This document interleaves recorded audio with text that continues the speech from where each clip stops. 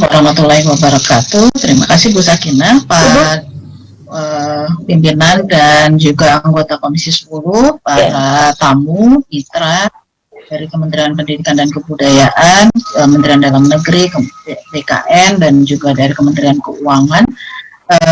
Saya ingin menambahkan catatan kami dari fraksi Partai Keadilan Sejahtera. Pertama, kita mengalami persoalan yang besar, yaitu kekurangan guru. Dan ketika tadi ditegaskan berkali-kali oleh Pak Ketua, berarti pendaftaran sudah ditutup di Desember 2020 dan itu hanya terpenuhi sekitar 500.000. Artinya masih ada sekitar 400.000 lagi yang masih belum ada pengisi pendaftarnya. 500.000 pun belum tentu semua diterima. Artinya yang perlu penjelasan kepada kami sebenarnya desain pemenuhan kekurangan guru yang tadi yang baru terisi sekitar 500, bukan terisi malah kan baru terdaftar 500.000 itu akan diisinya dengan cara seperti apa? Kalau memang ternyata udah 400.000, nggak usah bilang-bilang bahwa itu ada sejuta posisi untuk guru, udah ditutup gimana gitu? Artinya terus terang aja kalau itu sudah ditutup sudah jadi. Yang sudah mendaftar sekarang sekian, bahwa kemudian nanti di pertengahan tahun ada kemungkinan dibuka lagi, silakan disampaikan kepada masyarakat, ini terbuka agar kemudian para guru tadi Mas Yoyo masih ditanya-tanya gimana cara daftarnya, padahal pendaftarannya sudah tutup. Nah ini jadi bagian yang bukan cuma Mas Yoyo sih, saya rasa semua anggota Komisi 10 juga mendapatkan pertanyaan yang sama. Tolong dijelaskan bagaimana nanti pemenuhan yang 1 juta tadi, yang 1 juta yang sudah terlanjur diumumkan itu, sementara pendaftar tidak sampai 1 juta dan sudah ditutup. Gitu. Kedua, penghargaan pemerintah terhadap profesi guru itu seperti apa sih sebenarnya? Kalau profesi itu kan kaitannya dengan kompetensi. Kalau kita lihat kompetensi itu berpengaruh juga dari jam terbangnya dan pengalamannya. Apalagi kalau misalnya sudah ada guru di atas 7 tahun, nggak bisa disamakan sama yang belum pernah mengajar sama sekali, baru teori, dia belum nemu apa-apa.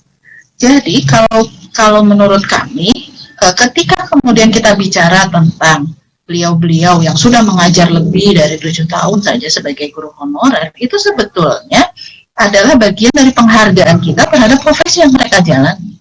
Apalagi sebagian mereka mungkin ada yang sudah tersertifikasi. Itu kan menjadi satu bagian yang harusnya sudah membuktikan betapa sesungguhnya mereka sudah menjalankan profesi dengan baik. Yang terakhir, ini untuk Pak Iwan. Ketika bicara soal pendaftaran seperti ini, terus menggunakan sistem kita itu tidak menampung keseluruhan persoalan-persoalan yang ada. Kenapa? Kita punya sekolah inklusi yang hampir nggak pernah dicolek tuh sama Kementerian Pendidikan dan Kebudayaan. Apa yang terjadi di situ dan siapa gurunya, berapa gurunya, kebutuhan guru seperti apa di sekolah inklusi, tidak punya data yang baik dan tidak punya pendampingan yang cukup memadai. Karenanya ketika mengatakan harus ada linearitas pada sekolah-sekolah inklusi, pertanyaan berikutnya adalah anak-anak di sekolah inklusi itu yang mendampingi rata-rata adalah guru-guru dari pendidikan luar biasa yang ngajar di SD, nggak ada mata pelajaran luar biasa dan dia tidak mengajar di sekolah luar biasa, sehingga akhirnya kemudian mereka sama sekali tidak punya kesempatan untuk mendaftar. Padahal mereka ini berperan sangat penting pada sekolah-sekolah inklusi kita. Dengan jumlah anak penyandang disabilitas yang bertambah, maka peran mereka akan semakin besar.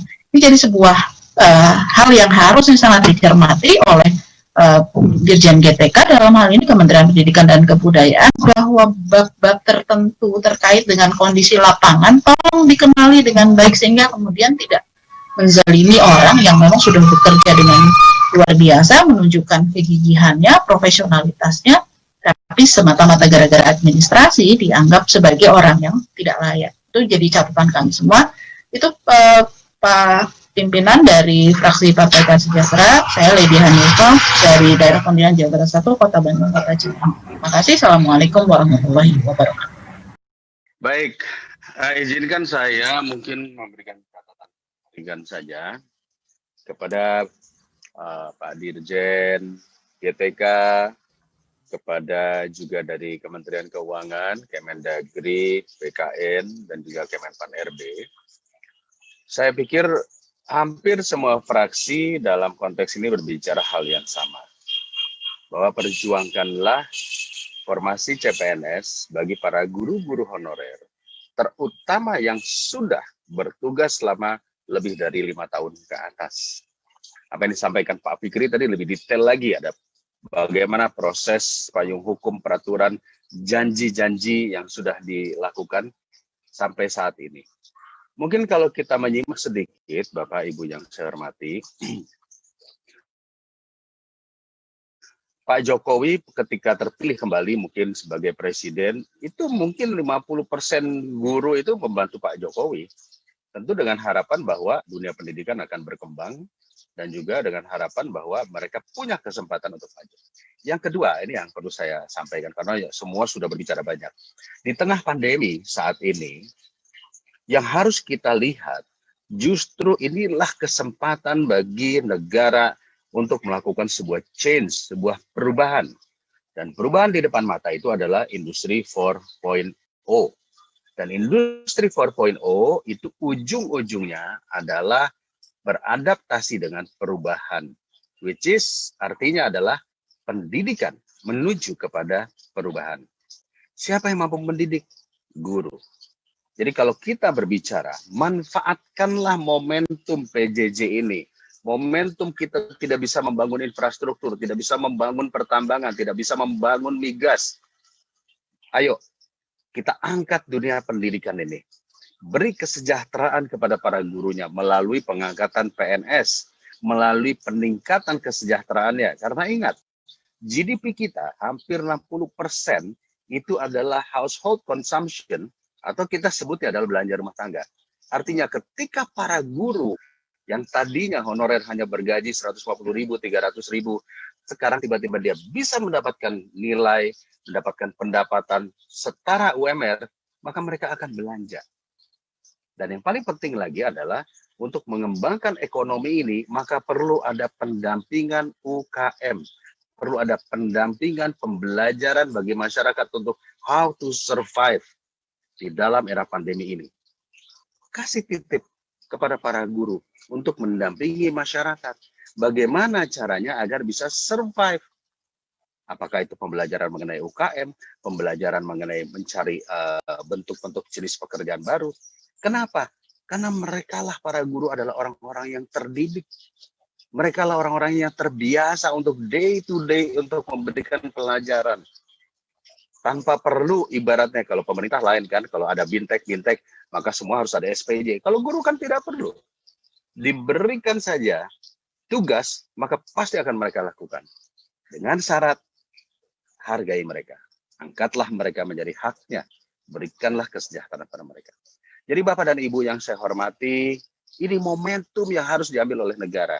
Jadi saya mohon dengan segala kerendahan hati kepada semua kawan-kawan, yuk mari kita dukung pemerintah untuk menjadikan sumber daya manusia unggul ini adalah sarana competitiveness kita. Agar bersaing dengan negara-negara lain. Jangan sampai ketika era pandemi ini selesai mungkin di 2022, ekonomi kita turun, SDM kita turun. Justru pada saat ekonomi kita turun, kita support SDM-nya naik, SDM unggul. Jadi kalau Bapak dan Ibu setuju, kita akan bikinkan kesimpulan. Yang pertama kita minta agar para guru-guru yang sudah lama berbakti 35 tahun plus, ataupun yang sudah mengabdi lebih daripada 5 tahun, 10 tahun, tidak usah ikut tes. Ya, cukup rekomendasi Dinas Pendidikan, rekomendasi kepala sekolah, rekomendasi sekolah, dan sebagainya.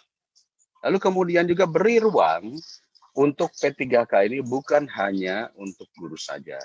Ada hal-hal lain seperti misalnya kita sebut saja guru TU-nya, operatornya, terus kemudian juga administrasi atau tenaga kependidikan lainnya. Ketiga, saya juga tawarkan kepada teman-teman, memang benar guru-guru swasta ini terabaikan. Memang benar guru-guru di pesantren, di madrasah ini juga terabaikan. Mereka selalu meminta kembalikan kami kepada Kementerian Pendidikan agar kami menjadi bagian dari guru. Tolong kami minta kepada pemerintah, pikirkan ini. Mari kita tarik sahabat-sahabat kita guru-guru di madrasah itu untuk kembali kepada Kementerian Pendidikan dan Kebudayaan. Mungkin domainnya tetap di Kementerian Agama, katakanlah. Tetapi bagaimana cara mereka belajar dan mendapatkan hak-haknya, itu bisa dari Kementerian Pendidikan. Karena dengan anggaran yang ditetapkan undang-undang 20%, sesungguhnya banyak yang bisa kita lakukan untuk mengupgrade masyarakat kita, terutama di bidang pendidikan. Poin pentingnya adalah jangan sampai terjadi Gini rasio yang tinggi.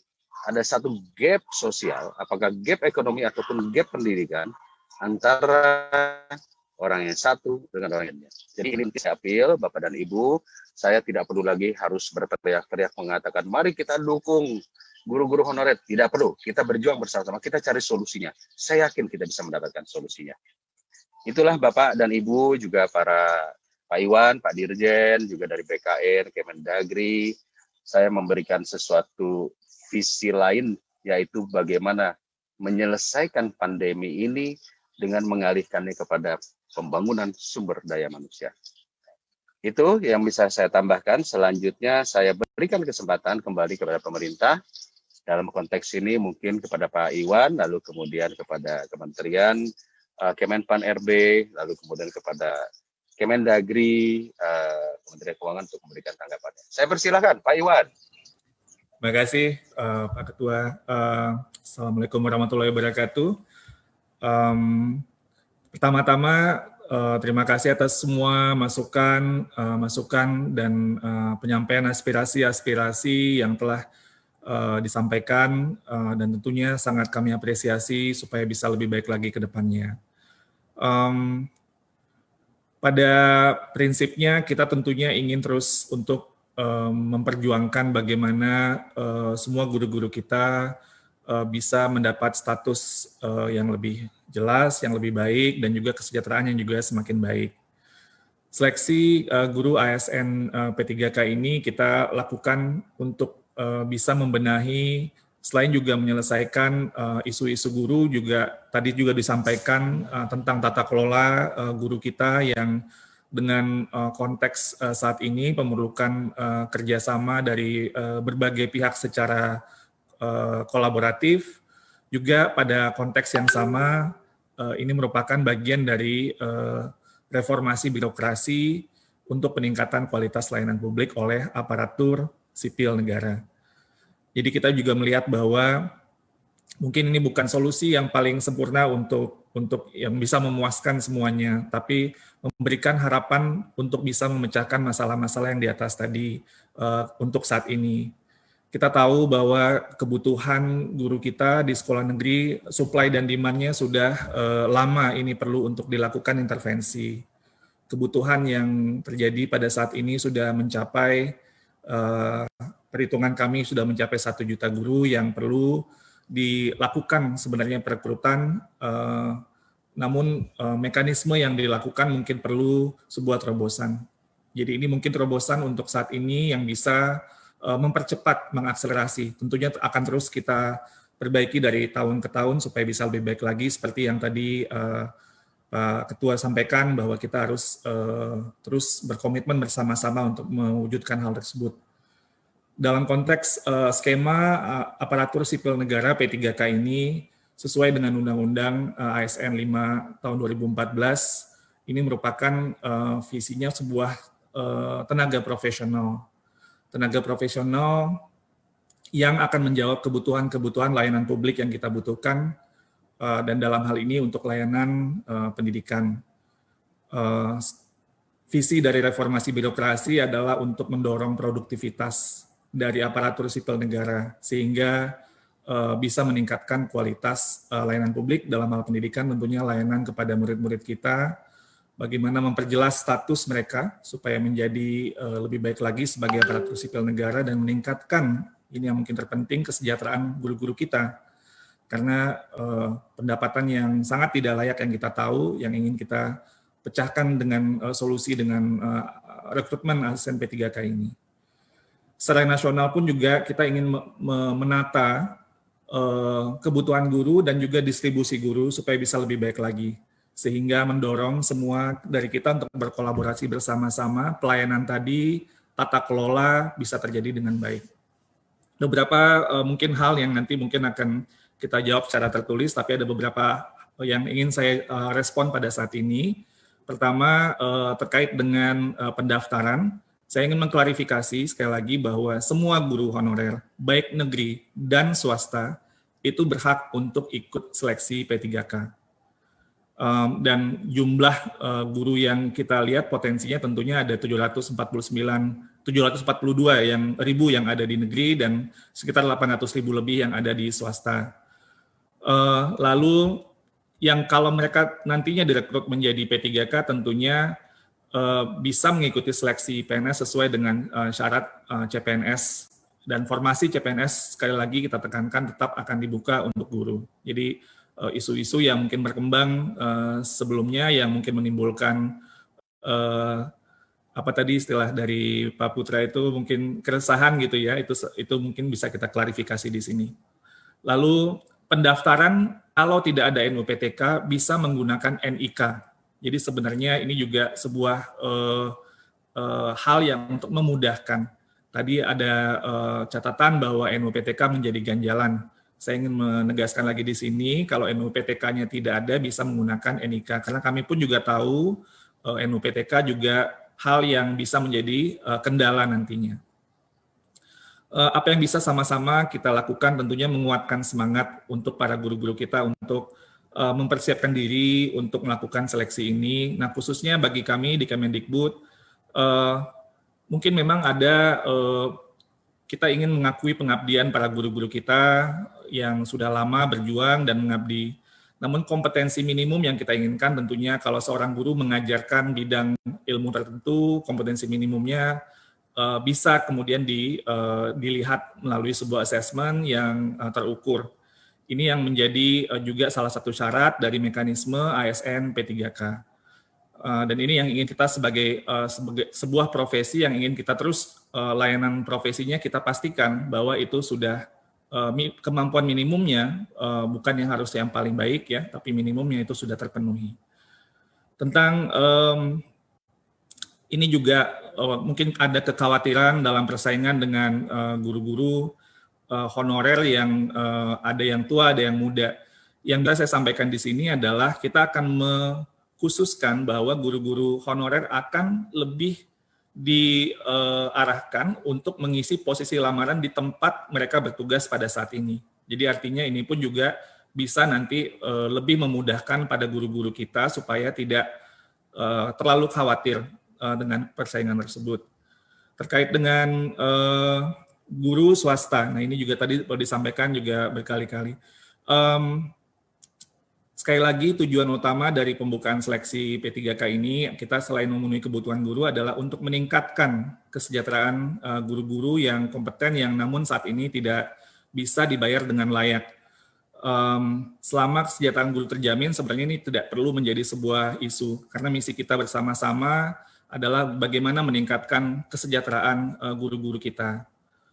Dari data mungkin yang bisa kami sampaikan dari Kemendikbud, data verifikasi yang tadi di salah satu slide saya bisa kita lacak bahwa pada saat ini memang sekolah swasta ada yang guru-guru dari sekolah swasta ada yang melakukan verifikasi, artinya mungkin bersiap-siap untuk melakukan pendaftaran, namun relatif kecil karena pertimbangan kami faktor fasilitas yang mungkin relatif lebih baik di sekolahnya pada saat ini. Sekolah inklusi adalah sekolah normal atau reguler yang menyelenggarakan pendidikan pembelajaran bagi peserta didik yang memiliki kebutuhan khusus. Guru yang mengajar atau mendampingi mereka itu dinamakan guru pembimbing khusus atau GBK. Formasi guru pembimbing khusus ini sudah termasuk dalam perhitungan kami dengan satuan induk atau satuan pangkalnya ada di sekolah luar biasa. Jadi guru yang pembimbing khusus yang memiliki satuan induk di sekolah luar biasa dengan penugasan di sekolah reguler juga sudah termasuk dalam formasi yang dihitung pada saat ini. Khusus untuk guru pendidikan agama Islam, kami saat ini sedang dalam proses koordinasi tentunya dengan Kementerian Agama, karena dari Peraturan Menteri Agama Nomor 16 Tahun 2010 tentang pengelolaan pendidikan agama pada sekolah, Pasal 14, itu pengadaan guru pendidikan agama itu ada di Kementerian Agama. Jadi ini kita ingin melakukan proses pemetaan kebutuhan dan rekrutmen guru-guru agama di sekolah-sekolah negeri supaya ini juga bisa didorong ke depannya sebagai bagian dari rekrutmen guru. Bapak Ibu yang saya hormati, seperti yang tadi disampaikan oleh Pak Johan.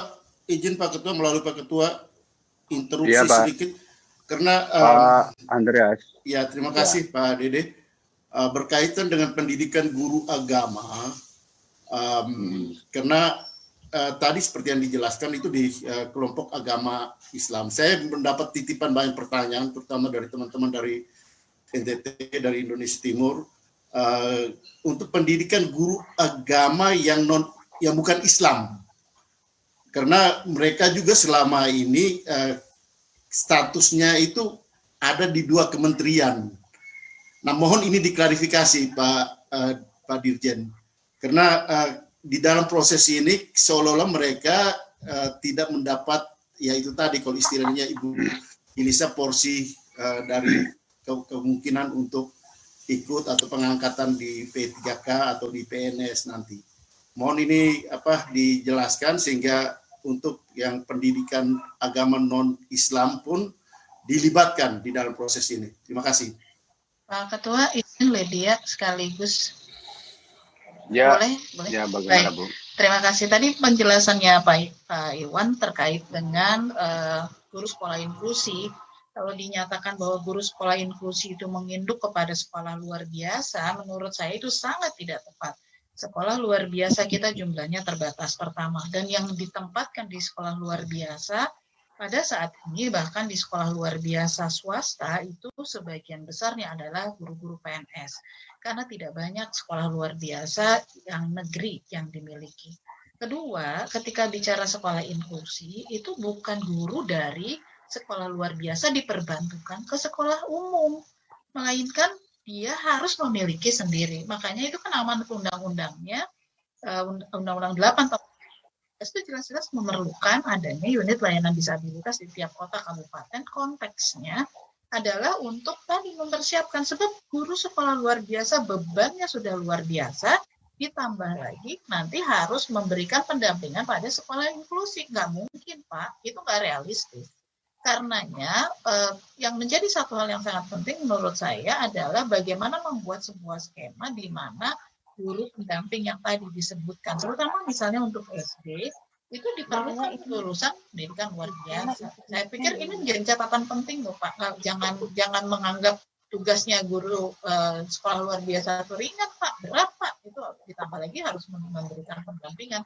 Akhirnya pada sebuah kota kabupaten kami mendapati bahwa guru SLB-nya selain mengajar di SLB juga harus mengajar di sekolah.